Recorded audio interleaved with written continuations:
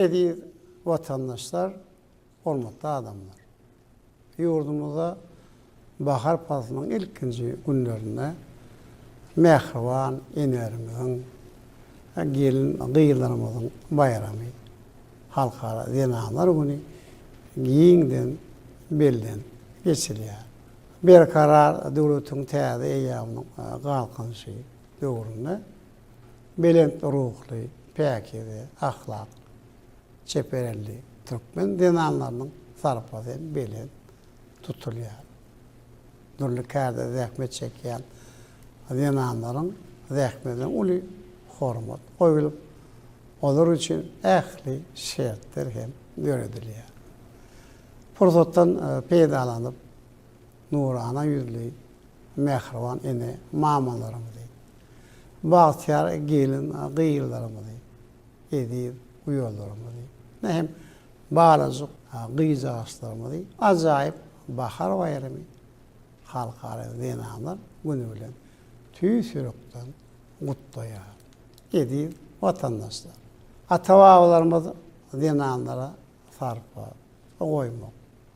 Onların mertebesini belli tutmak yani milli değerlerini kemilleştirip mukaddeslik derecesine yetiriptir.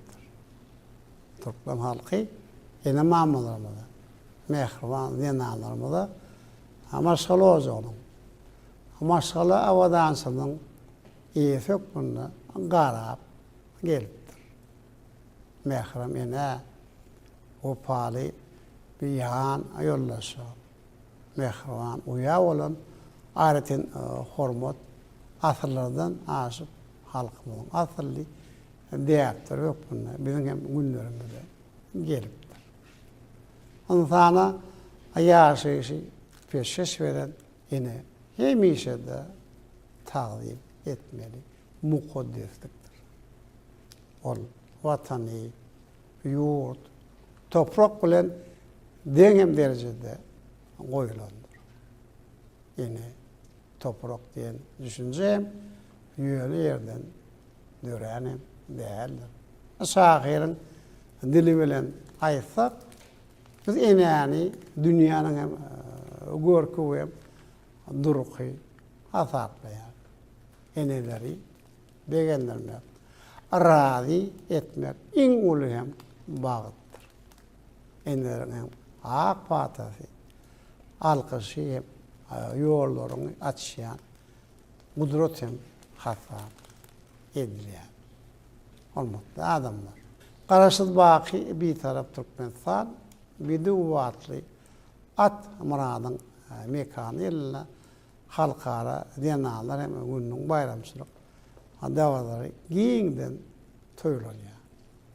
Bahtiyar dinalarımız bizim kazanan ehli üstünlüklerimize Atavatamızın kuvvetini bundan verekte puktulandırmanın münasip koşullarını koşuyor.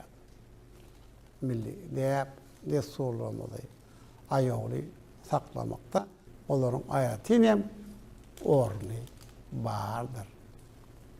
Devletimiz köp çağalı masalaları hem taraflayın kollamak. Onların yaşayış durmuş şartlarını kurulmak barada hem hayretin alada ediyor. Her yıl halkara dinalar bunu münasip etti. Türkmenistan'ın eni mehri diyen hürmetli adına münasip olan köp çağalı enileri sarfalamak davrası geçiriyor.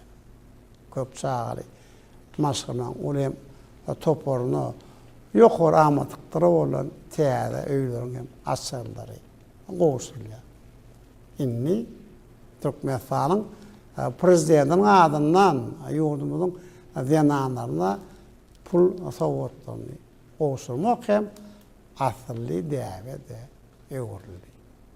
Bizim mehriman gelin kıyılarımız vatanımızın ovadan hem gül günç olurdur. Bizim gelin kıyılarımız öğülerimiz hem bağıt yıldırlardır. Biz yurdumuzun zinanlarının bahtiyar durmuştu. Yaşama, Ve istemek için bundan belirttim ehli diru şertleri döreder. Ediyor vatandaş. Purdottan peydalanıp yine mamalarımı değil, gıyırlarımı değil.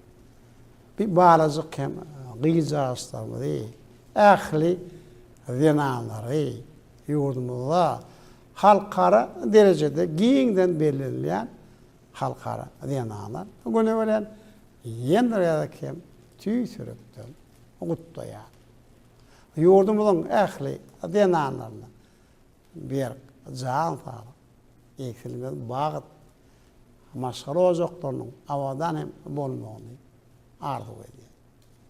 Ağray mertebeye el mi dama bilent bulur. Sağ ol.